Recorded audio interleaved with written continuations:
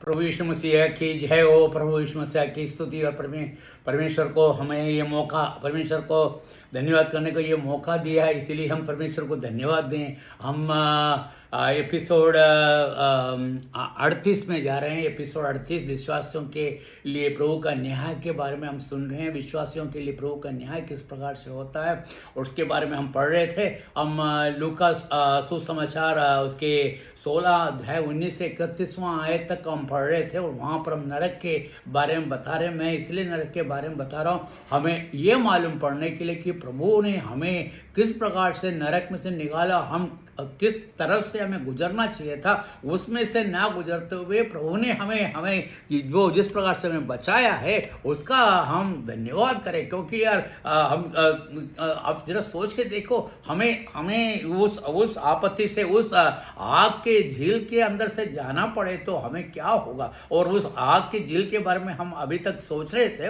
और यहाँ पर हम लूका रचित सुसमाचार उसके 26वां आयत में क्या पढ़ते हैं। 26वां आयत में क्या पढ़ते हैं, पहले मैं 23वां आयत फिर से एक और बार मैं आपको व्यक्त कर दूं, उसके बाद मैं 26वां आयत में जाऊंगा। और उसके अंदर लिखा है, नरक में तड़पते हुए उसने जब आंखें उठाकर देखा तो इब्राहिम उसे बहुत दूर दिखाई दिया, किंतु उसे लाजर को उसकी गोद में देखा। देखो यहाँ पर देखा जा रहा है कि यहाँ पर लाजर को ये धनवान क्या देख रहा है, वो बहुत दूर, अब कितना दूर है मुझे मालूम नहीं है, बाकी बहुत दूर, बाकी वो दिख सकता है क्योंकि और ये दिख रहा है कि वो कैसे बैठा हुआ। और वो लाजरस जो उसके बगीचे के मतलब उसके गेट के बाहर, मतलब वो जो वहां पर बैठा भीख मांगता था, वो उसके रोटी के टुकड़े को जो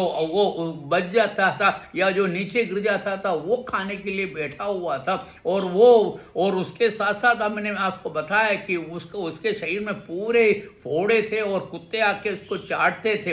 और ऐसे व्यक्ति जो वो उसको घृणा के साथ जब भी वो अपने गाड़ी से जाता होगा या निकलते होंगे तो देखते हैं तो वो उसको देख के अपना मुंह पलट लिया करता होगा कि बोले कि अरे ये आके इसको क्या करे, क्योंकि वो रोड पे है, उसके प्रॉपर्टी पे तो उसको उठा के फेंक सकते। बाकी वो मैं देखो ये लिखा हुआ नहीं है, मैं अपना विचार आपको व्यक्त कर रहा हूँ। तो बोले यार ये आदमी आके यहाँ कहाँ फंसा हुआ है, यहाँ आके बैठा हुआ है। बाकी उसको उसके नाम मालूम है, आप देखो उसका नाम है लाजरस, क्योंकि वो बता रहा है कि और उसने क्या देखा, वही लाजरस अब चंगा होकर कहाँ बैठा हुआ है, परमेश्वर के अब्राहम के गोद में बैठा हुआ है। यहाँ पर अब्राहम की गोद को इसलिए ऐसा संबोध किया है कि हमको ये मालूम पड़े कि अब्राहम जो है स्वर्ग की एक निशानी बता रहा है, जहाँ पर स्वर्ग में वास करता, क्योंकि वो प्रभु का भक्त था। तो वो उसके गोद में बैठा हुआ और उसको मालूम है। और अच्छा एक और बात मैं आपको बता दूं, स्वर्ग में या नरक में जाने पर हमको हर व्यक्ति का पता लगता है।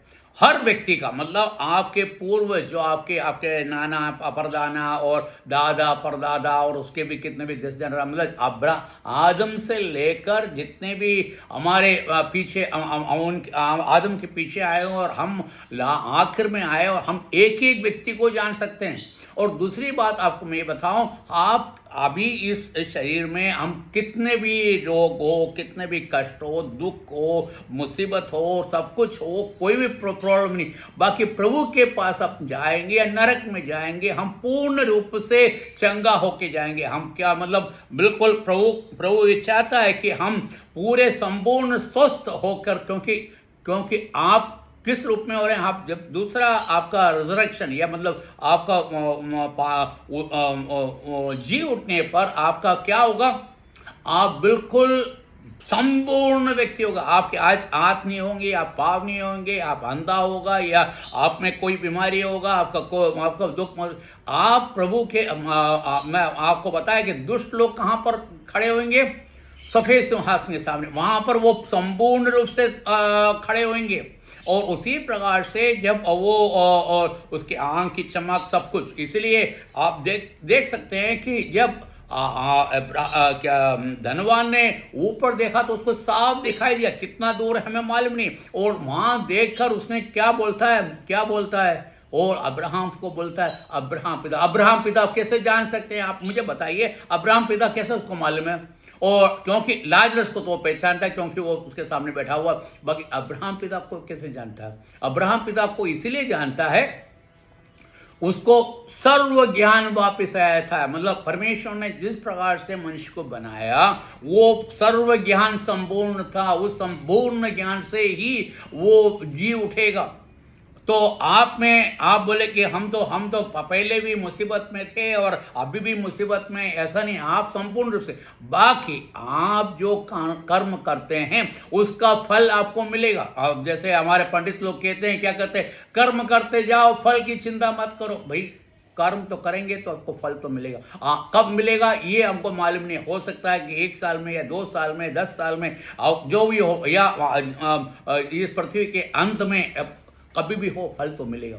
यहां पर क्या हुआ, वो धर्मी जो है वो अपने ऐशो आराम में मस्त गुजर रहा था और उसको कोई कमी नहीं थे। उसके भाइयों के बारे में भी लिखा हुआ है, देखो उसके पूरे परिवार के बारे में लिखा हुआ है। और इतना धन संपूर्ण व्यक्ति होने के बावजूद क्या हुआ, अब वो उसका जब मृत्यु हुआ, उसको दफनाया गया, और उसका किस प्रकार से दफनाया गया यहाँ पर लिखा नहीं कि बाकी मर गया बताया गया, तो वो उसको बाम लगा दिया होगा शरीर में, सब जहाँ पर कपड़े लपेट के, क्योंकि इसराइली लोगों के रीति के अनुसार बाम लगाकर, कपड़े लपेट कर, सफेद कपड़े से लपेट कर उसको बड़े बड़े बड़े इस प्रकार से रखते हैं ताकि अब जी उठे, तो इस शरीर में जब जी उठेंगे तो वो पूरे संपूर्ण रूप से सही हो।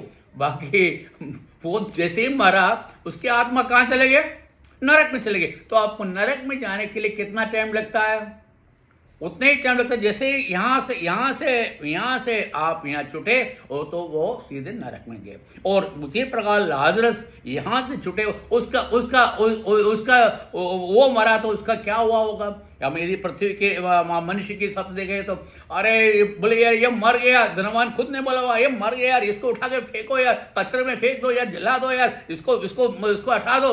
अरे ये तो हमको तो बास मार रहे हैं, हम इसको कैसे सहन कर सकते हैं, ऐसा करके उसको उठा के फेंका हुआ। बाकी उसके प्राण कहाँ गए हैं, वो स्वर्ग में गए हुए हैं, स्वर्ग में अब्राहम पिता के गोद में बैठे हुए हैं, और उसको अब्राहम पिता उसको सहला रहा है, उसको अपने गोद में बिठाकर आए बैठे। जैसे गोद में किसको बिठाते हैं, अपने बच्चे जो खेलते हुए अपने पास आते हैं, वो कितने भी गंदा हो, कितना भी अच्छा हो, क्या होगा, अपन उठा के अब बैठा। उसके बाद बड़े प्यार से पुचकारने के बाद हम क्या कहते हैं, बेटे जाके नहा लो यार, क्योंकि यार तुम्हारे शरीर में से बदबू हो रहा है। बाकी यहाँ पर जो आपको मालूम पड़ना चाहिए, स्वर्ग में आपको शरीर में कोई बदबू नहीं होंगे। कुछ लोग मुझे मालूम है कि उनके पसीने की बदबू इतने आते हैं कि आप 1 मील दूर खड़े हो जाए तो आपका पसीने की आवाज आ जाएगा। ये तो मैं ज़्यादा बोल रहा हूँ, बाकी उसके घर के अंदर आते से उसका बदबू आता। हमारे घर पे एक व्यक्ति आया था, आज से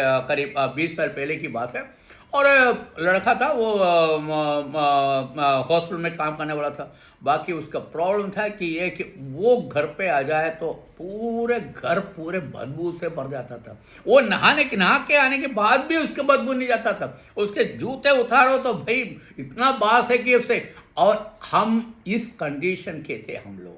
मैं आप लोग ऐसा नहीं है, मैं कह रहा कि हमारे इस पृथ्वी के जीवन में ये सब कुछ है। बाकी जब स्वर्ग में जाएंगे, कितना आप बिल्कुल संपूर्ण मनुष्य, बिल्कुल जैसे नहा धो के अब शुद्ध होके निकल रहा है। और वो व्यक्ति वो आज काम बैठा हुआ है अब्राहम के गोद में। अब जब उसने आंखें उठाकर देखा तो क्या देखा, अरे वो आंखें उठाकर देखा तो वो लाजरस जो वो भीख मांगता था, और अरे वो सड़ा हुआ बदबू उसके पास से जा नहीं सकते थे, वो आज अब्राहम के गोद में बैठा हुआ है। अब यहां पर क्या हुआ, ये जो है तड़प रहा है। मैंने आपको बोला ये तड़पने के कारण उसको 1 बूंद पानी के लिए वो तड़प रहा है। अब मैं आपको मैंने उसके कंडीशन वगैरह सब बता दिया। अब आगे की आज 16वां अध्याय 26वां आयत में क्या लिखा हुआ है? और इस सब कुछ के अतिरिक्त हमारे और तुम्हारे बीच एक बड़ी खाई दी गई है, ताकि यहाँ से यदि कोई तेरे पास जाना चाहे वह ना जा सके और वहाँ से कोई आ ना सके। अब देखो, या अब प्रॉब्लम क्या है मालूम है? ये तो उसने देख तो लिया, उसने अब्राहम पिता से बात भी कर लिया। अब प्रॉब्लम क्या है कि वो वहां से यहाँ पर और यहाँ से वहां पर नहीं जा सकते। जो स्वर्ग में है वो स्वर्ग में रहेगा, जो नरक में है नरक में रहेगा। और नरक वाला सोच रहे हैं मेरे को स्वर्ग में जाना है, वो फिर कभी नहीं हो सकता। एक बार आप गए तो गए।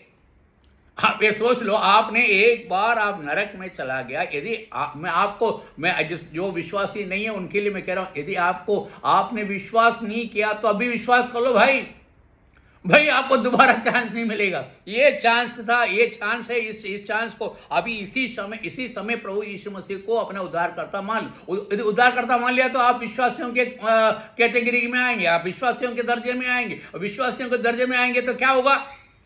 अरे भाई, आपका मृत्यु होने पर आप कहां जाएंगे? स्वर्ग में जाएंगे। परमेश्वर ने कहा है कि जिसने उस पर विश्वास किया उसको नाश न हो, आनंद जीवन पाए, वो आनंद जीवन के योग्य है। देखो आप वचन में क्या लिखा हुआ। और यहाँ पर आज हम क्या पढ़ रहे हैं, मेरे समय यहाँ पर फिर खत्म होने पर आ गए, और हमने देखा है कि किस प्रकार से हमारे मृत्यु के बाद हम क्या क्या होने वाले, मैंने आपको बताया। और स्वर्ग और नरक के बारे में बताया। और दोनों जगह, एक खुशहाली की जगह और दूसरे दुख का जगह। और वहाँ पर वहाँ पर खुशहाली की जगह पर सिर्फ धर्मी लोग रहेंगे, और जो दुख की जगह, कष्ट की जगह, वहां पर क्या है? जो दुष्ट लोग रहेंगे। और ऐसे अवस्था में जो परमेश्वर को स्वीकार नहीं किया क्योंकि उनके गुनाहों के, और सफेद सिंहासन के सामने जाएंगे तो आपको परमेश्वर पूछेंगे कि आपने इतना साल क्या करा।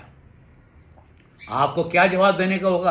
आपने परमेश्वर के लिए क्या किया? परमेश्वर को स्वीकार किया। प्रभु का पुत्र आपके लिए मरने के लिए इस पृथ्वी पर आया, और वो तुम्हारे लिए मरा और तुम्हारे लिए गाड़ा गया, और उसके बाद तुम उस पर विश्वास करने के लिए तुमसे नहीं होते। परमेश्वर ने कोई मोल नहीं दिया।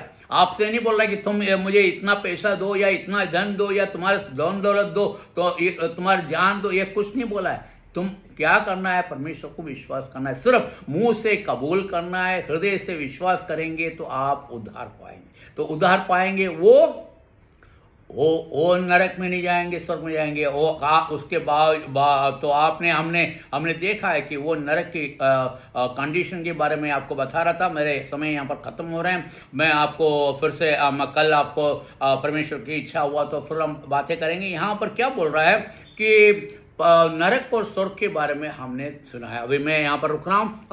परमेश्वर की स्तुति हो, परमेश्वर की दया हो, परमेश्वर की महिमा हो, परमेश्वर का कृपा, असीम कृपा आप लोगों पर रखे, क्योंकि आप लोगों ने प्रभु यीशु मसीह को विश्वास किया है। आप लोग स्वर्ग जा रहे हैं, तो हम सभी मतलब मैं भी उसके अंदर, हम सब स्वर्ग में जाएंगे। प्रभु की स्तुति हो। आमीन।